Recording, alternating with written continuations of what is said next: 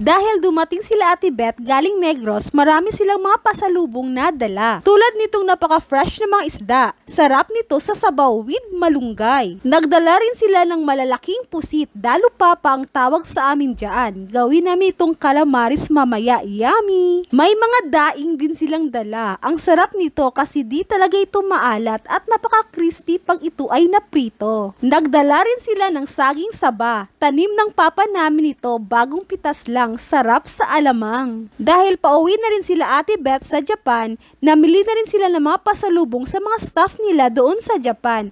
May mga business kasi sila doon. Kaya ayan, busy-busy si Ate Beth nag-aayos ng mga pasalubong ng mga staff nila. Tulad ng mga sinigang mix, peanuts, itong mga egg pie, syempre iba talaga yung mga pagkaing Pinoy. Mga staff din kasi ni Ate Beth ay mga Pinay din, kaya namimiss talaga ang mga ganitong pasalubong galing Pinas. Lalo itong dried mangoes, talagang bidang-bida talaga ito na pampasalubong pag nasa ibang bansa tayo. Namimiss ito lagi ng ating mga kababayan. Sobrang sarap kasi niyan, kaya dinamihan na ni Ate Beth at gusto din ito ng mga Japanese. At syempre, kumuha na rin kami ng mga stocks namin, sinulit na namin ang pagkakataon habang may mag-sponsor pa. Tulad nitong mga fruits, mangga, apple, sinulit na rin namin pati mga sabon. Dinamihan na rin namin habang may manlibre pa.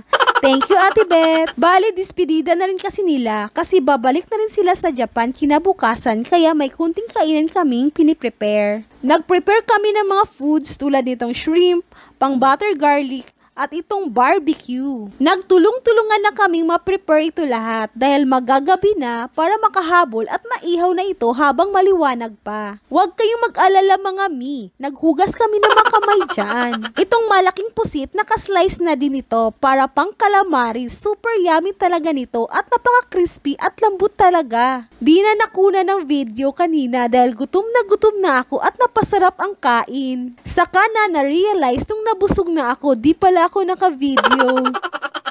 Dahil di pa ako nakabili ng uniform ni Bryce, sa habol ako. Bibili kami sa Baclaran. Nagpasama na ako ni Kuya Marvin. Nag-tricycle na kami para mas mabilis. Malapit lang din kami sa Baclaran Mall. Ayan na, nakarating na nga kami rito sa Baclaran Mall. Una naming pinuntahan sa 3rd floor. Dito kasi banda yung department store dati. Bilihan ng mga uniforms at school supplies. Nagsara na pala sila. Sayang naman, ang dami pa naman sanang pagpipilian dito dati. Kaya bumaba na lang kami sa 2nd floor para doon na lang maghanap. Nakakita kami ng mga bilihan ng mga sandals, kaya napabili na din kami pati si Kuya. Sinulit na namin ang pagkakataon, bihira lang kasi kaming magawi rito. Kaya napabili na kami, magaganda din kasi ang mga tinda nilang mga sandals at affordable pa, mga wholesale price pa ito. Ayan na nga, namili na ako ng mga uniform ni Bryce. Dala-dala ko yung luma niyang uniform para matansya ko kung anong size na niya.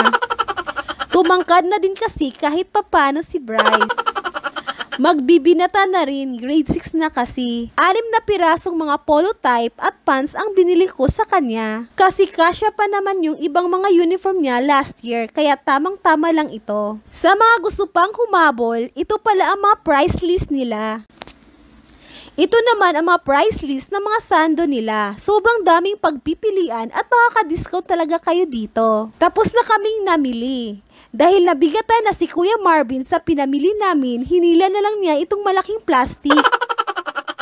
Buti na lang, sinamahan ako ni Kuya Marvin. May pasok kasi ang asawa ko, kaya si Kuya na lang ang sumama sa akin. Marami pa rin ang mga namimili na humahabol at bumili ng mga school supplies at mga uniform ng mga bata. Kaya kung wala pa kayong mga gamit pang school, try nyo rin ritong mamili. Makakatipid talaga kayo. Pauwi na kami riyan, buti na lang maganda ang panahon, di umulan, para di mahirap umuwi lalo na pag maraming bitbit. At salamat din, di rin kami nahirapang sumakay ng jeep dahil di pa naman kami naabutan ng rush hour. Wala pang masyadong pasahero. Pagkadating agad namin sa bahay, inayos ko na agad yung mga pinamili namin para malabhan na ito at maplansya na rin para naka-ready na ang mga gamit ni Bryce. Weekend lang talaga ako makapag-prepare ng mga gamit niya dahil busy din pag weekday sa mga work. Dahil Saturday sa araw na iyan, daan muna kami sa Venice Mall bago uwi ng Pasig para makapamili ng mga ingredients na kakailanganin ko sa lulutuin ko. Sakto, pagdating namin, nag-umpisa na yung fireworks, kaya naabutan pa namin ito at nakakapanood pa kami. Wow! Sobrang ganda! Kaya natutuwa si Bryce pati ako. Sobrang dami rin na masyal sa oras na iyan. Dumaan lang kami rito sa grocery store para makabili lang ng mga kulang na ingredients kong lulutuin. Para pagdating sa bahay, dire-diretso na ang luto ko. Si Bryce din dumampot na rin ng bread para daw gagawa siya ng homemade pizza. Magluluto daw siya ng pizza niya. At kumuha na rin siya ng mga gusto niyang snacks. Bumili lang ako rito ng French beans, itong mushroom panghalo ko sa sabaw na lulutuin ko mamaya, at itong green onion. Sinilip na rin namin itong mga halaman. Natutuwa kasi kami sa mga halamang naka-display dito. Ang ganda ng rose, sarap alagaan, kaya lang wala akong space sa biranda namin. Dahil nagutom kami, bago kami uuwi, kain muna kami dito sa Ramen Kuroda. Medyo madami nga lang mga customers sa araw na iyan kasi weekend, kaya maraming waiting. Medyo natagalan lang kami sa pag-intay. Dahil nagutom na kami, kinain na lang muna namin itong snack ni Bryce. Dahil sa gutom din, di na namin na video nung na-serve na namin yung mga food na na-order namin. Ayan lang mga mi. Thank you for watching.